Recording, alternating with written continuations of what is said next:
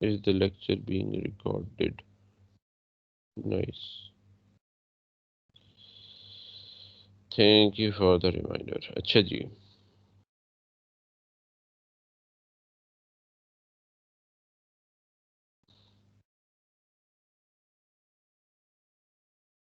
अब हमने मीडियन के ऊपर डिस्कस करना। मिसाल के तौर पे हमारे पास ये वैल्यूज हैं। ये हमने एक स्टूडेंट का नोट किया कि यार वो प्लेग्राउंड में आता है और वो कितनी देर के लिए खेलता है और फिर चला जाता है। तो हमने स्टूडेंट्स के टाइम्स यहाँ पे नोट किए, ठीक है। और मैं इसके लिए ये टाइम्स यहाँ पे नोट कर लेता हूँ। 49। मोहम्मद अमीर माविया, आपने मेरी हेल्प करनी है, ठीक है।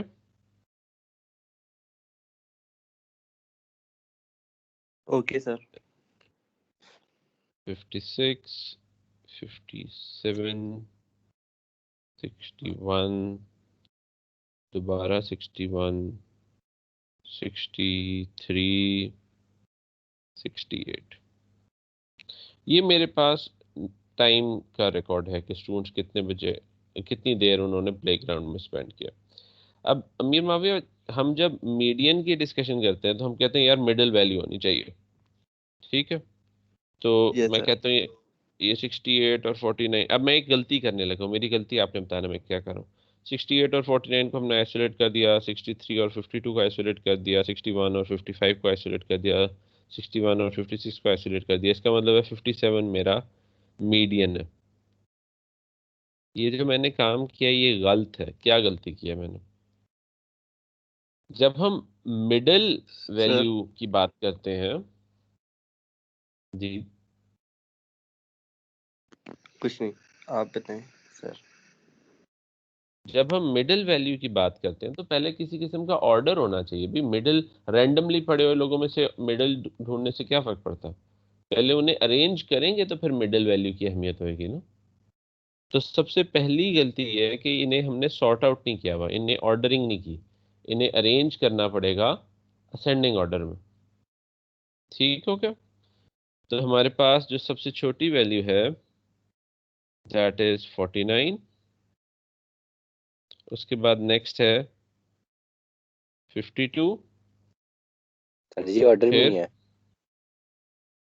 ओ सॉरी, ये ऑर्डर हुए हैं, ये पहले से ऑर्डर है। My bad, sorry sorry sorry sorry sorry, my bad, ये पहले से ऑर्डर है, मैंने देखा नहीं।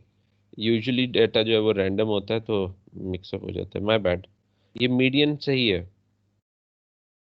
इसका मतलब है कि मिडिल वैल्यू हमारी 57 है, ठीक है Amir Muawiya. I am sorry for the confusion. ये ऑर्डर हुआ हुआ था पहले से, आई थॉट कि ऑर्डरिंग नहीं हुई हुई। My bad. Anyone has any questions? कोई कंफ्यूज तो नहीं हो गया मेरी इस गलती से? नो सर, कोई बात नहीं। सब क्लियर है? यस सर, क्लियर है। चलो, अच्छा अमीर माविया, अगर लेट्स सपोज हमारे पास सिचुएशन थोड़ी सी डिफरेंट हो। यहाँ पे हमारे पास एक मिडिल में वैल्यू आ रही है। लेट्स सपोज मेरे पास किसी और दिन मैंने नोट किया और हमारे पास ये जो डाटा है वो इस तरह से आ गया। हमारे पास वैल्यूज हैं 47, 49, 59, 62, 65, 68। और इनमें से हम आइसोलेट सर करते आप हैं। इनमें फर्स्ट सर वाला दो भी मीडियन 49 वैल्यूज लिख हो रही दिए। है। 47 से start. Oh sorry, first value 47 है। Thank you. 47। अब मैंने सही सर लिखा? इसमें सर इसमें 59 और 62 को ऐड करके डिवाइडेड बाय 2 कर देंगे। वेरी गुड, शाबाश। अब देखो अमीर माविया, इसमें जब मैं आइसोलेट करता हूँ, यहाँ पे सबसे लेफ्ट पे 49 है, फिर 68 है, इन्हें आइसोलेट कर दिया। 49 और 65 को आइसोलेट कर दिया। अब दरमियान में मेरे पास दो वैल्यूज आ गई हैं।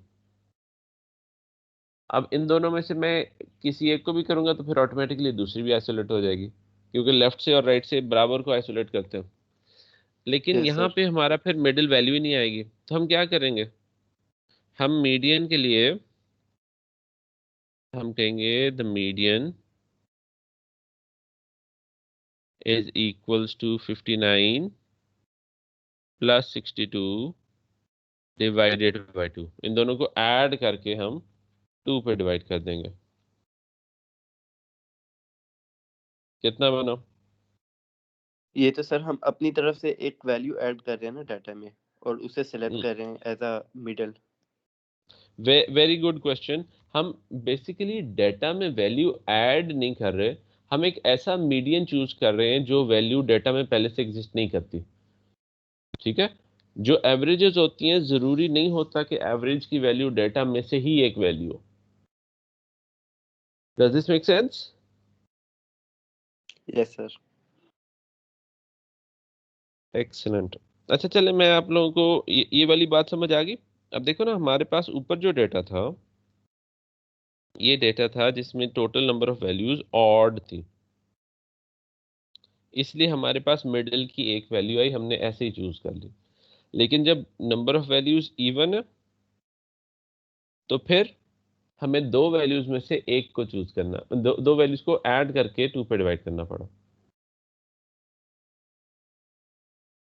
अब आगे चलते हैं। अगर हमारे पास लाखों वैल्यूज हो, जी सॉरी, यस, यही क्वेश्चन था मेरा कि जब ज्यादा वैल्यूज आते हैं तो कैसे करेंगे। जब बहुत ज़्यादा वैल्यूज़ होंगी तो फिर हमने क्या करना है? अब इसके लिए हमें कुछ फॉर्मूलाज बना के चीज़ों को फॉर्मलाइज करना पड़ेगा। अब वो कैसे करते हैं? हमारे पास एक फॉर्मूला है जिस पे हमारे पास मीडियन कैलकुलेट हो जाएगा। नहीं सॉरी, इनफैक्ट दो फॉर्मूलाज हैं। एक फॉर्मूला है अनग्रुप्ड के लिए,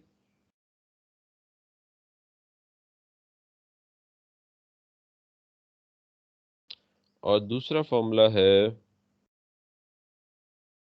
ग्रुप्ड के लिए।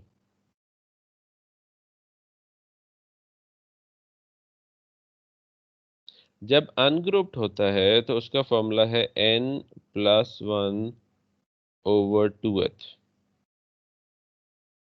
और जो ग्रुप्ड है उसका फॉर्मूला है n ओवर 2h। सही? सर ये इनफिनिट नंबर के लिए? सॉरी, सर जब बहुत ज्यादा वैल्यूज हों तब के लिए ना? जरूरी नहीं है कि वैल्यू ज्यादा हो तब ही इसे यूज करना है। हम यूज तो इसे किसी भी सिचुएशन में कर सकते हैं, लेकिन हमारी बेसिकली ज्यादा एडवांटेज ये होता है कि जब लार्ज वैल्यूज हैं, ज्यादा तादाद में वैल्यूज हैं, तो फिर तो हमारी मजबूरी है कि हमने इस ही को यूज करना है। अब ये देखो, हमारे पास जो लेफ्ट पे वैल्यूज थी, जब थोड़ी वैल्यूज हैं, हम उस पे इसे चेक कर सकते हैं कि नहीं। n है नंबर ऑफ वैल्यूज। हमारे पास देखो कितनी वैल्यूज है, 1 2 3 4 5 6 7 8 9 वैल्यूज है। चेक करते हैं कि हमारे पास इस सिचुएशन में क्या आता है। यहाँ पे आ जाएगा 9+1 ओवर 2h। 9+1 कितना बना? 10। 10 ओवर 2h का मतलब हो गया फिफ्थ वैल्यू। अब आप देखो फिफ्थ वैल्यू कौन सी आ रही है, वही सेम 57। तो हमारा मीडियन 57 जो जो उस मेथड से आया था, वही सेम मीडियन इस मेथड से भी आ रहा है। कोई चेंज नहीं है। ठीक, अब आगे चलते हैं। अमीर माविया, जो हमारे पास इवन है, इसमें नंबर ऑफ वैल्यूज कितनी है? 1 2 3 4 5 6 वैल्यूज है। तो यहाँ पे क्या होगा? 6+1 ओवर 2h। 6+1 क्या होता है अमीर माविया? 7 सर। 7 ओवर 2। 3.5। अब देखो 3.5 तो वैल्यू कैसे ढूंढेंगे? यहाँ पे तो डेसिमल आ गया। जब भी डेसिमल होगा, बेशक 3.5 हो, बेशक 3.1 हो, बेशक 3.2 हो, जब भी डेसिमल होगा तो फिर हम क्या करेंगे? हम उससे पिछली वैल्यू, थर्ड वैल्यू, और उससे बाद वाली वैल्यू, फोर्थ वैल्यू, इन दोनों को ऐड करके 2 पे डिवाइड कर देंगे। मैंने क्या बोला, जरा मेरी बात को रिपीट करो। सर अगर पॉइंट होगा तो प्रीवियस वैल्यू और नेक्स्ट वैल्यू को ऐड करके 2 पे डिवाइड करेंगे। Very good. अब यहाँ पे थर्ड वैल्यू क्या है? थर्ड वैल्यू 59 है और फोर्थ वैल्यू क्या है? 62। 59 प्लस 62/2, वही सेम आंसर आ गया जो हमारा पहले आ रहा था, 60.5। सर ये तो बेसिकली फिर फार्मूला नहीं चेंज हो जाएगा हमारा इवन और ऑड के लिए? नहीं, फॉर्मूला सेम है, फॉर्मूला एक ही है। सर जब ऑड ग्रुप में हो तो हम n+1 डिवाइडेड बाई 2 कर सकते हैं, और जब इवन ग्रुप में हो तो हम इस फार्मूले को लाइक जो अब आपने किया है पिछली वाली और अगली वाली प्लस करके डिवाइडेड बाई 2 कर दें। देखो हमारा फॉर्मूला एक ही है, लेकिन Yes. जब भी उसको हमारे एक्सटेंड कर पास, दिया आप। हाँ नहीं मेरी बात तो सुन लो ना, जब भी हमारे पास डेसिमल आ जाएगा तो उसको Yes. डेसिमल को रिजॉल्व करने का तरीका क्या? पिछली और अगली वैल्यू को ऐड करके 2 पे डिवाइड कर दो। हमने दो सेपरेट फार्मूलाज नहीं सीखे, हमारा एक ही फॉर्मूला। और ओके फर्क सिर्फ क्या है कि अगर तो होल नंबर आ गया, जैसे यहाँ पे फिफ्थ है, तो फिफ्थ के लिए बात सीधा सीधा रीड कर लो, फिफ्थ आ गया जी 57। लेकिन यस अगर होल नंबर नहीं आया, अगर डेसिमल आया, और कोई फर्क नहीं पड़ता कि 3.5 है या 3.1 है या 3.3 है, अगर डेसिमल आ गया, हल्का सा भी डेसिमल आ गया, तो उससे पिछली वैल्यू और उससे अगली वैल्यू दोनों को लेके ऐड करके 2 पे डिवाइड कर देंगे। Sir does this make sense? Decimal हमेशा इवन में ही आएगा ना? डेसिमल हमेशा इवन में ही आएगा। Yes you are right. Sir ये अगर 2.9 होता तो हम 49 और 59 को ऐड करते हैं ना। नहीं, अगर अगर लेट्स सपोज 2.9 होता और आगे ऐसी सिचुएशंस आएंगी, इस चैप्टर में नहीं आएंगी, चैप्टर 3 में इस तरह की सिचुएशंस आएंगी जहाँ पे 2.9 वैल्यू चाहिए, तब भी आप सेकेंड वैल्यू देखो ना, 2.9 से पिछला इंटीजर 2 है और उससे बाद वाला इंटीजर थर्ड है, तो सेकेंड वैल्यू और थर्ड वैल्यू को ऐड करके 2 पे डिवाइड कर देंगे। Did I answer your question? समझ आई? सर ये ग्रुप और अनग्रुप का कैसे पता लगेगा? सर ये अभी रिपीट मैं कर दें, बताऊंगा। इंटरनेट ग्रुप तो ब्रेक मैं भी बताऊंगा। फिलहाल हमने जो कुछ पढ़ा है वो अनग्रुप्ड है, हम आगे ग्रुप्ड वाली एग्जांपल्स करेंगे। आपको याद है हमने ये जो पिछले क्लासेस में हमने पढ़ा था, ये देखो ये ग्रुप्स बने हुए हैं, यस एक सर। ये ग्रुप्स बने हुए हैं, ये ग्रुप डेटा है, ठीक है ना। इसी तरह ये देखो ये ग्रुप्स बने हुए हैं, ये ग्रुप डेटा है। अगर आप ये देखो हिस्टोग्राम बना रहे थे, क्यूमुलेटिव फ्रीक्वेंसी कर्व, इन सारों में ग्रुप्ड डेटा था। अगर आप उससे पीछे चले जाओ, जब हम स्टेम एंड लीफ डायग्राम बनाते हैं तो वो अनग्रुप्ड होता है, उसमें इस तरह की इंटरवल्स या रेंज नहीं बनी होती, इनइक्वालिटी नहीं बनी होती। समझ आ गई बात? ठीक हो गया सर। Yes sir. अच्छा जी, अब इसके बाद हम आगे की डिस्कशन करते हैं, बल्कि आगे की डिस्कशन बाद में करेंगे। पहले मैं आप लोगों को थोड़ा सा एक प्रैक्टिस क्वेश्चन दे देता हूँ। ये स्टेम एंड लीफ डायग्राम है,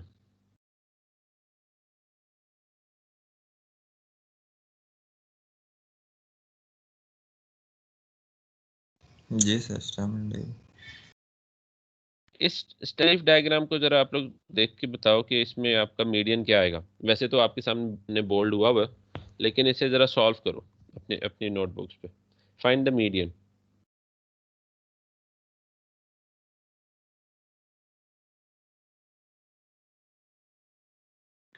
सर किस चीज का मीडियन? ये जो डाटा है,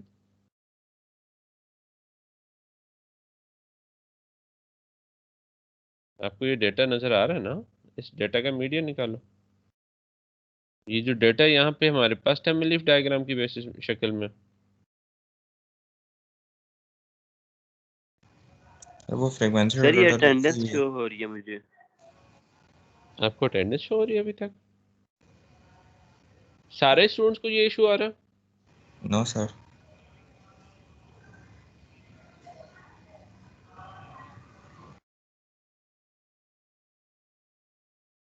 सर जी आपने मेरी एब्सेंट लगाई है। मैंने आपकी एब्सेंट लगाई हुई है। जी सर पोर्टल पे एब्सेंट आ रही मेरी इस लेक्चर में। नाम बताओ। सर 01457 मैसा मिलिशिया। 0145। तो आप एब्सेंट हो तो शो हो रही है ना, आपने प्रेजेंट बोला ही नहीं है बीच में। सर जी वो माइक शायद मेरा नहीं चला होगा फिर। तो चलो ठीक हो गया, शुक्रिया सर। वेलकम। चलो ये आप लोगों के पास data, you guys have 2 minutes. चलो I will give you 4 minutes. 10:20 तक प्लीज इसका मीडियन की कैलकुलेशन करके मुझे दिखाएं।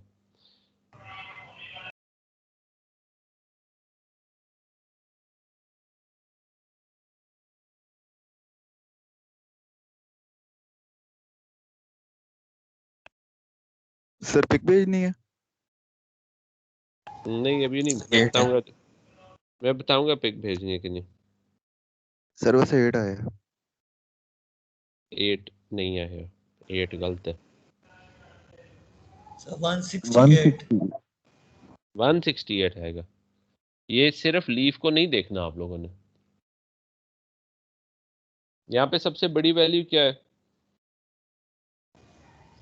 9 9 नहीं है, 179। 179 सेंटीमीटर है। Yes sir sorry. ठीक हो गया। 20 plus 1 divided by 2. तो ये तीनों को इकट्ठा करना है। तीनों को इकट्ठा मतलब? सर मतलब कि ये हर रो को अलग-अलग करके मीडियम फाइंड करना है, तीनों को एक ही समझ के। देखो तीनों को इकट्ठा समझना, ये 3 सर अलग रोज नहीं है।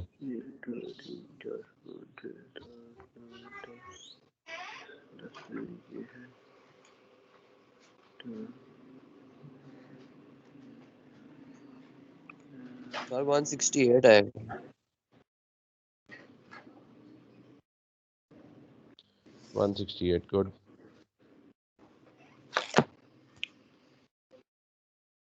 Sir 168 plus 168 168 sir. Divided by 2 है। 168 आंसर आ जाएगा। ठीक हो गया।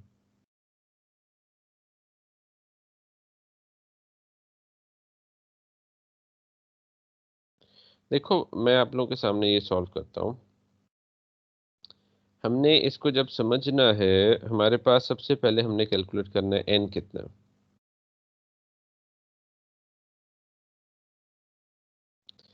अब ये देखो, ये मेरे पास डाटा है, मैं इसमें जब कैलकुलेट करता हूँ मेरे पास what is the value of n। अब देखो हमारे पास फर्स्ट रो की फ्रीक्वेंसी 2 है, सेकंड रो की फ्रीक्वेंसी 13 है और थर्ड रो की फ्रीक्वेंसी 5 है। जब इनको ऐड करता हूँ तो 20 वैल्यूज बनती हैं। और जब मैंने मीडियन ढूंढना है तो median is equals to 20 plus 1 over 2th, which is 10.5th value, which means कि हमें 10th plus 11th over 2 करना। अब 10th वैल्यू क्या है? ये देखो हमारे पास ये फर्स्ट वैल्यू 157 है, सेकंड वैल्यू 159 है, third 160, fourth 160, fifth value 164, sixth value 164, seventh value 164, eighth value 164, ninth value 165, 10th value 168 plus 11th value क्या है? वो भी 168 है डिवाइडेड बाय 2। तो इन दोनों को जब हम ऐड करके 2 पे डिवाइड करेंगे तो हमारा मीडियन 168 आएगा। Are you guys with me? Do you guys understand this? Yes sir. ठीक हो गया, इजी है। चलो आगे चलते हैं। अब हम इस एक्सरसाइज पर आते हैं।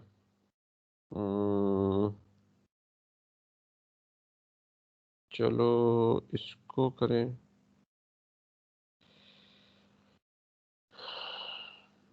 ये वाली एग्जांपल करते हैं।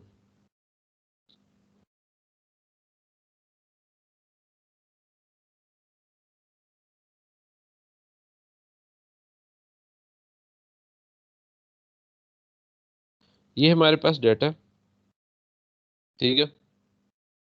हमने मतलब जो मेरे पास क्लास में स्टूडेंट्स हैं मेरे पास 4 सेक्शंस है, उन चारों सेक्शंस में जो स्टूडेंट्स हैं मैंने उन सारों से पूछा हाँ यार आपके कितने बहन भाई हैं, how many if you have how many brothers and sisters. तो ये सारा जो डेटा आप लोगों को लेफ्ट पे टेबल में नज़र आ रहा है ना, ये वाला डेटा मैंने आपके स्टूडेंट से एक्वायर कर दिया। ठीक हो गया? बल्कि मैं ये भी देखूँ ना मैंने बारी भी किसकी है। Raja Mohsin, Mohsin are you here? जी सर। मोहसिन हमारे पास ये डेटा है, ये लेफ्ट पे आपको नज़र आ रहा है, number of brothers and sisters वहाँ पे 0 1 2 3 4 5 6 तक हैं और फ्रीक्वेंसी वो हर एक की गिवन है। मुझे ये बताओ इसको देख के आपको क्या नज़र आता है, क्या ये ग्रुप्ड है या अनग्रुप्ड है?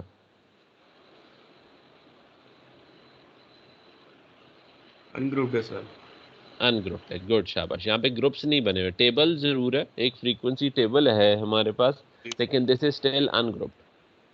अब इसके अंदर से मैंने मीडियन निकालना। अब जब मैंने मीडियन निकालना है तो सबसे पहले मुझे क्यूमुलेटिव फ्रीक्वेंसी चाहिए। क्यूमुलेटिव फ्रीक्वेंसी कैसे निकलेगी? First cumulative frequency as it is 36 आ जाएगी। उसके बाद अगली क्या आएगी? 36 + 94। वेरी गुड, कितना बना? 130। आगे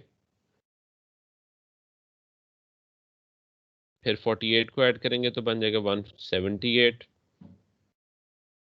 उसके बाद 15 को ऐड करेंगे 15 तो बनेगा फिर 7 3 और 1 193। फिर 7 को ऐड किया तो बन गया 200। फिर 3 को ऐड किया तो 203 और लास्ट में 1 को ऐड किया तो 204। ये हमारी क्यूमुलेटिव फ्रीक्वेंसी बन गई। सही है?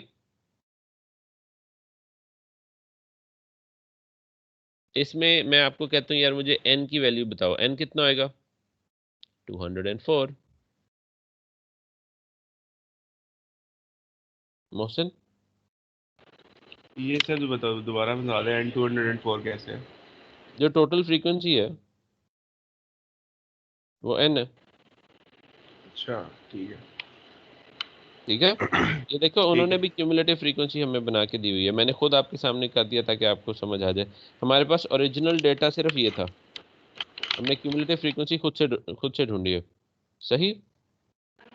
ठीक है सर। अब हमारे पास है n = 204। मैंने मीडियन ढूंढना है। मीडियन कितना होएगा? 204 + 1 / 2h। क्या बना मोहसिन? 94 आंसर आता सर। सॉरी 94। नहीं 94 नहीं, ये बनेगा 205/2। उसे जब 2 पे डिवाइड करेंगे तो बनेगा 102.5 वैल्यू। अब यहाँ पे यही है। मोहसिन हमारे पास डेसिमल आ गया, क्या करूँ? सर इससे पिछली और अगली वैल्यू को ऐड करके 2 पे डिवाइड किया। क्या है पिछली वैल्यू? 102 102 है। 102 और 103 होगी। Very good, divided by. अब 102th वैल्यू क्या है? देखो जो पहली 36 वैल्यूज है ना वो सारी जीरो हैं। जीरो कितनी दफा आ रहा है? 36 टाइम्स। उसके बाद 37th वैल्यू क्या है? सर 1 होगी। 37th वैल्यू 37 से 130 तक 1 है। 1 हाँ है जी, सर। 37 से 130 तक जितनी भी वैल्यूज हैं वो सारी 1 है। तो इसके बीच में आएगा ना 102th। जी ये सर 1 + 1 आएगा। तो 102th वैल्यू है 1 और 103rd वैल्यू क्या है? वो भी 1। 37th से लेकर 130th तक सारी वैल्यूज 1 है, इसलिए 1 + 1/2 हमारा मीडियन आ गया 1। Did this make sense Mohsin? Mohsin did this make sense? Yes sir, calculation के मुतालिक तो ठीक है, मतलब उसके हिसाब से जो कैलकुलेशन है जो अभी तक आपने बताया है लॉजिक समझ आ रहा है? जी जी। साद बिन नजीम,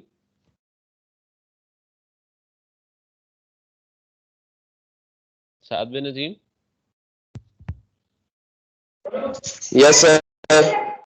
बात समझ आ रही है कि नहीं आ रही? जी सर। ठीक हो गया।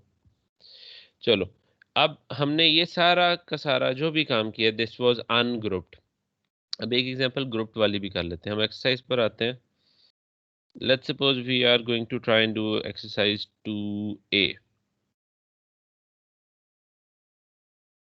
Question number 7। एक जरा ग्रुप्ड वाली वर्किंग भी कर लेना। So we are doing exercise 2A और इसके बीच में से हमने चूज किया क्वेश्चन नंबर 7।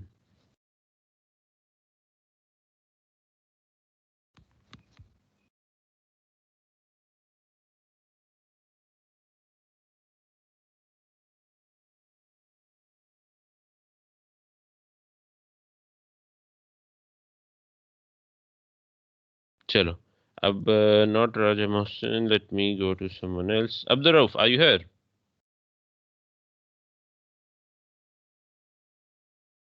Yes sir.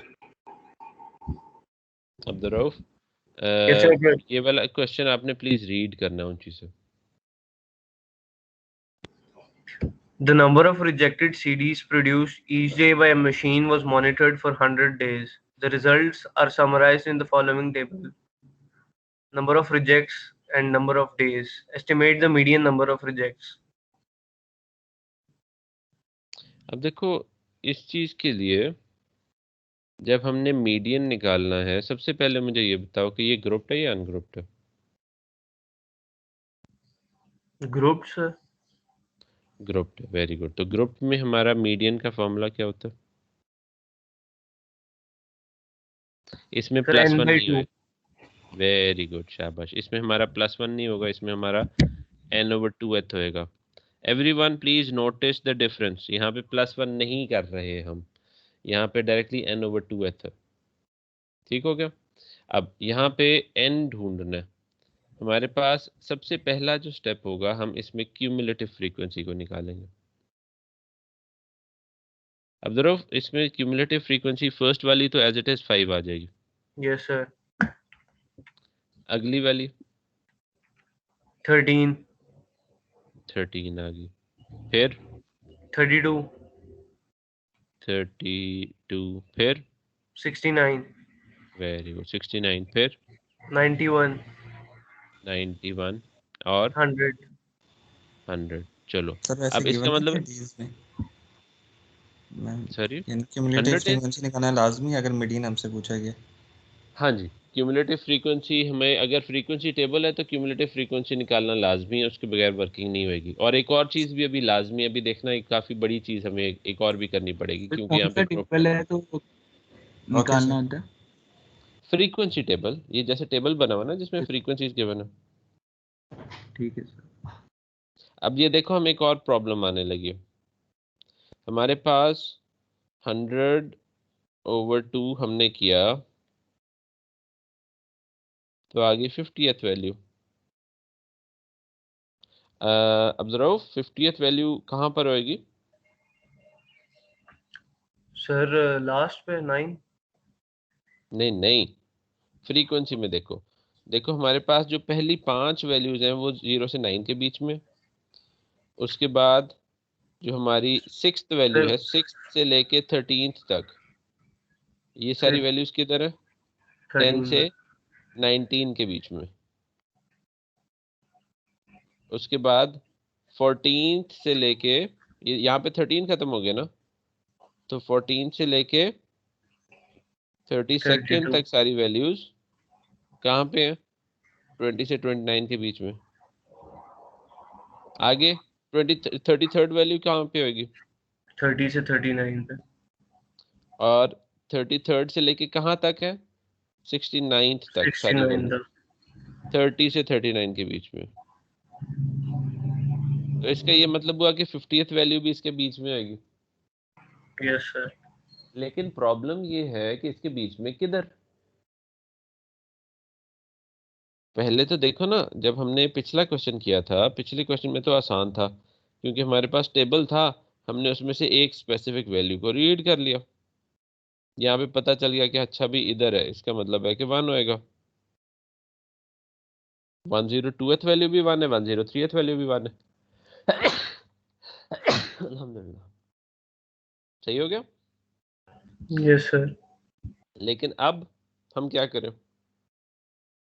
अब तो हमारे पास 30th से 39th के बीच में है कि अब क्या है हमारा मीडियन? 30, 31, 32, 33, 34, 35, 36, 37, 38, 39 क्या है? हमें नहीं पता। तो इस प्रॉब्लम को रिजॉल्व करने के लिए हमारी एक और मजबूरी बन गई है। वो मजबूरी ये है कि हमें हर सूरत क्यूमुलेटिव फ्रीक्वेंसी कर्व बनाना पड़ेगा, जो हमने पिछले चैप्टर में पढ़ा था। Yes sir. अब जब भी आपके पास ग्रुप्ड डेटा मौजूद है, whenever you have grouped, तो ग्रुप्ड का मीडियन आप कर्व से बनाएंगे।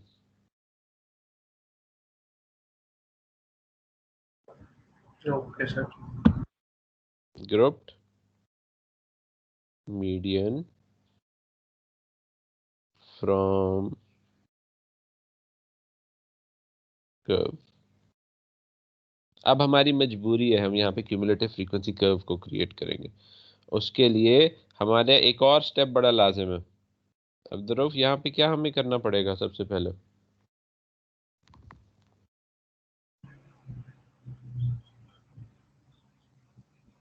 ग्राफ प्लॉट करने के लिए सबसे पहले हमें गैप्स को फिल करना पड़ेगा। गैप्स खत्म करने पड़ते हैं सर।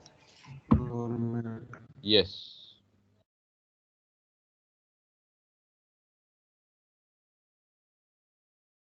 सबसे पहले हम गैप्स को फिल करेंगे। तो इसके लिए ज़रा अब्दुर्रऊफ मुझे बताओ कि हमारे पास गैप्स को फिल करने के लिए सबसे पहला स्टेप क्या होता है? हमारे पास जितना गैप होता है उसको हाफ ऑफ कर देंगे ना, हाफ ऑफ डिवाइड कर देंगे।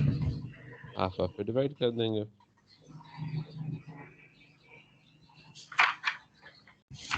यहाँ पे ज़रा मुझे बताओ क्या बनेंगे मेरे intervals? x is greater then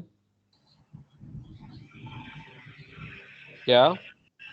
sir x is greater than 9, greater than equals to minus 0.5, strictly less than 9.5।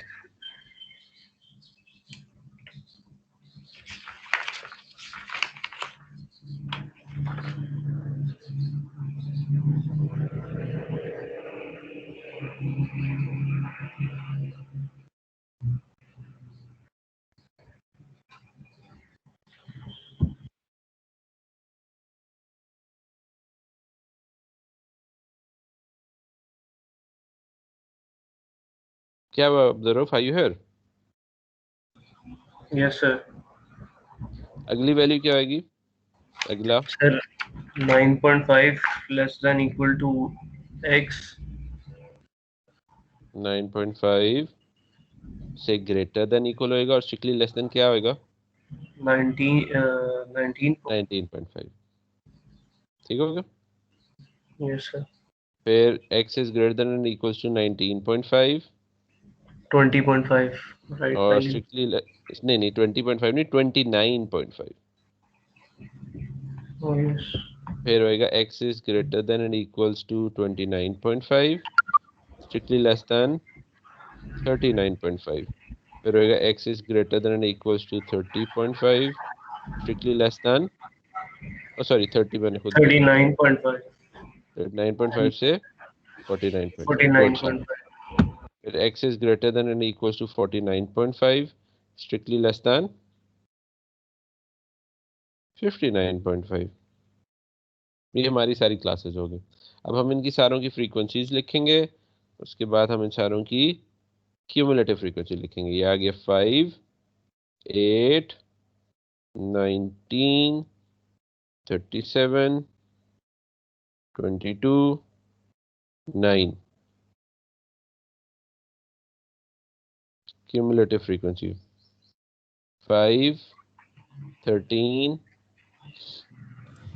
32, 69, 91, 91, 100. 100। ठीक हो गया?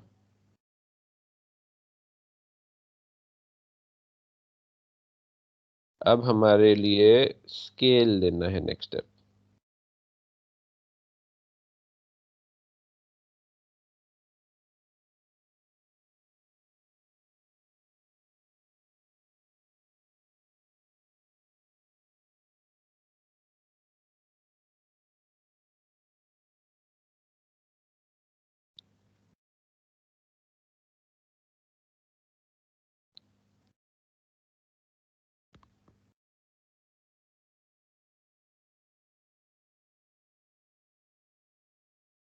अच्छा जी, हमारे पास जो इंटरवल है वो मैक्सिमम जा रहा है 59.5 तक। हमारे पास बॉक्सेस हैं जी 2, 4, 6, 8, 10, 12, 14, 16, 18, 20, 22, थोड़ा सा और ले लेते हैं 24। अब हमने 60 तक जाना है और यहाँ पे 60 को अगर मैं 24 पे डिवाइड करता हूँ या 12 पे डिवाइड करता हूँ तो 5 होंगे। तो दिस इज 5, 10, 15, 20, 25, 30, 35, 40, 45, 50, 55, 60 और जो क्यूमुलेटिव फ्रीक्वेंसी है that needs to go all the way up to 100। हमारे पास बॉक्सेस हैं 2, 4, 6, 8, 10, 12, 14, 16, 18, 20। तो इसे कर लेते हैं 10, 20, 30, 40, 50, 60, 70, 80, 90, 100। सबसे पहली वैल्यू जो होगी वो -0.5 है, वो हम अगर ड्रॉ कर लें that is somewhere over here. Next value is 9.5 पे 5, 9.5 पे 5, 19.5 पे 13,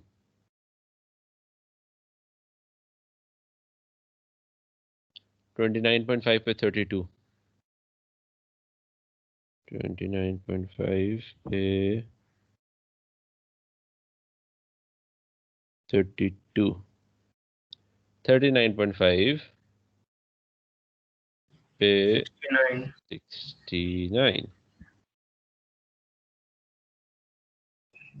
49.5, 91. 69, फिर 49.5 पे 91, वेरी गुड, 49.5 पे 91, एक्सलेंट। और लास्ट क्या है 59.5 पे 100। ठीक होगा? हम इनको जब कनेक्ट करेंगे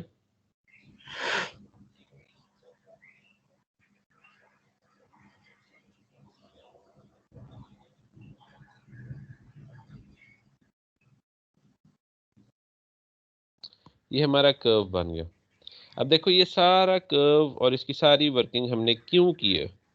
हमने इसलिए की है कि जब हम 50th वैल्यू को रीड करना चाह रहे थे तो वो हम टेबल से रीड नहीं कर पा रहे थे कि 30 से 39 के बीच में कितना होएगा।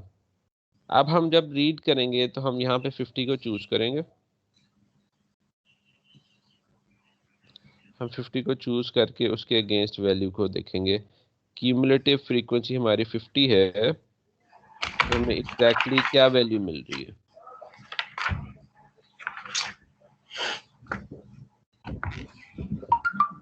हमारे पास 50th वैल्यू आ रही है 35। तो हमने यहाँ पे 50th वैल्यू को इक्वल्स टू 35 रख दिया। ये है जी हमारा आंसर, ये हमारा median 35 rejects per day. Abdurrauf, did you understand this? Yes, sir. किसी के ज़हन में कोई क्वेश्चन है? सर ये काइंडली दोबारा कर दें, मुझे समझ नहीं आई। जी मिश्का, कौन सा स्टेप नहीं समझ आया? सर ये 50th वैल्यू कैसे निकली है? देखो ना, 50th वैल्यू के लिए तो हमने ये फॉर्मूला यूज किया। हमने ये कहा, यस सर वो पता है, आगे ग्राफ के थ्रू 35 कैसे आया है?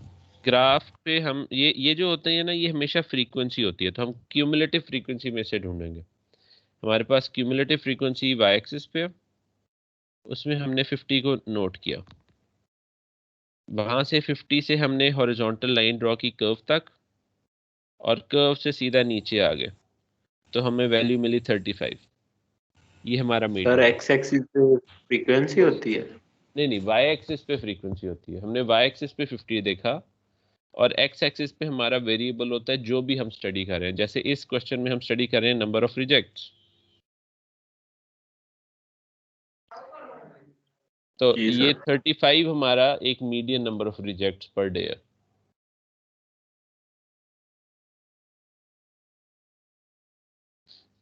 ठीक हो गया?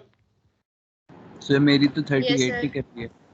हाँ, अब ये जो मैंने ड्रॉ किया है ये बाय हैंड है।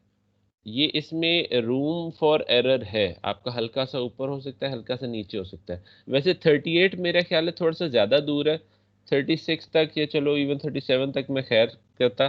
देख लो, हो सकता है कि आपके कर्व में थोड़ा सा ज़्यादा आपकी वो वैल्यूज़ आगे पीछे हो गई हो। Okay sir. 38 का डिफरेंस थोड़ा सा ज़्यादा महसूस हो रहा है, मतलब 35 से किसी का 36 हो, इवन 37 भी मेरा ख्याल है ठीक है, लेकिन 38 ज़्यादा लग रहा है। ठीक है, वैसे तो देखो ना, जो आपकी वैल्यू आनी चाहिए that should be between 30 to 39, तो एक्सेप्टेबल तो है, लेकिन मुझे थोड़ा सा ज़्यादा दूर लग रहा है। ठीक हो गया? ये है हमारा method for finding the median. अब हमने मीडियन के कौन कौन से मेथड्स देख लिए। हमने अनग्रुप्ड में रॉ डेटा देख लिया। जब हमारे पास रॉ डेटा ऑड है, हमने ऑड में मीडियन ढूंढ लिया। जब हमारे पास data even number of values हैं, तो हमने उसमें भी मीडियन ढूंढ लिया। फिर उसके बाद हमने स्टेम एंड लीफ डायग्राम में से भी वर्किंग कर ली। ये सारी अनग्रुप्ड की होगी। और उसके बाद हमने एक क्यूमुलेटिव फ्रीक्वेंसी वाला भी निकाल लिया था, जिसमें हमारे पास फ्रीक्वेंसी टेबल था। उसके बाद हमने एक एग्जांपल ग्रुप्ड की भी कर ली। अब ग्रुप्ड में हमारे पास कौन कौन सा डेटा होता है? Histogram is grouped. जब भी आपके पास इस तरह की इनइक्वालिटी बनी हो, या इस तरह की रेंज हो 20 से 29 तक, ये ग्रुप्स बने हुए हैं, इसे ग्रुपिंग कहते हैं। लोग ये समझते हैं कि जब भी टेबल बना हुआ है इसका मतलब है ग्रुप्ड है। जैसे ये देखो, ये टेबल बना हुआ है, लेकिन यहाँ पे हमने ग्रुप्ड वाला फॉर्मूला यूज नहीं किया। यहाँ पे हमने ये देखें +1 किया बीच में, n+1। क्यों? क्योंकि यहाँ पे ग्रुप्स नहीं है। नॉट ऑलवेज कि जी जब भी टेबल नजर आएगा तो इसका मतलब है वो ग्रुप्ड होगा। That is not true. ठीक हो गया? और उसके बाद हमने फाइनली ग्रुप्ड वाली एग्जांपल भी कर ली। ये ग्रुप्ड के लिए हमारी मजबूरी है, जब भी हमारे पास ग्रुप डेटा होएगा हमें क्यूमुलेटिव फ्रीक्वेंसी कर्व बनाना पड़ेगा। Whenever we have group data, हमें सिर्फ इस एक स्टेप के लिए, यहाँ से 50 से लेके 50th वैल्यू से 35 की वैल्यू निकालने के लिए हमें पूरा कर्व बनाना पड़ा।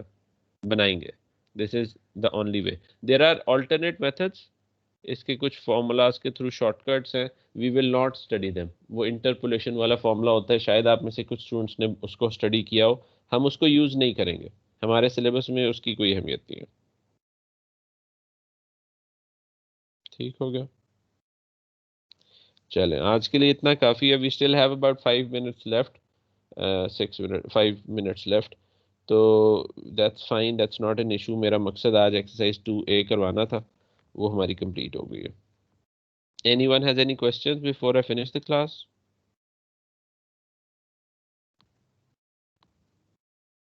सर जो असाइनमेंट आएगी वो पहले चैप्टर में से ही आएगी? सिर्फ पहले चैप्टर में से आएगी। और सर कितने क्वेश्चंस होंगे इसके अंदर? 2 क्वेश्चन। Okay sir.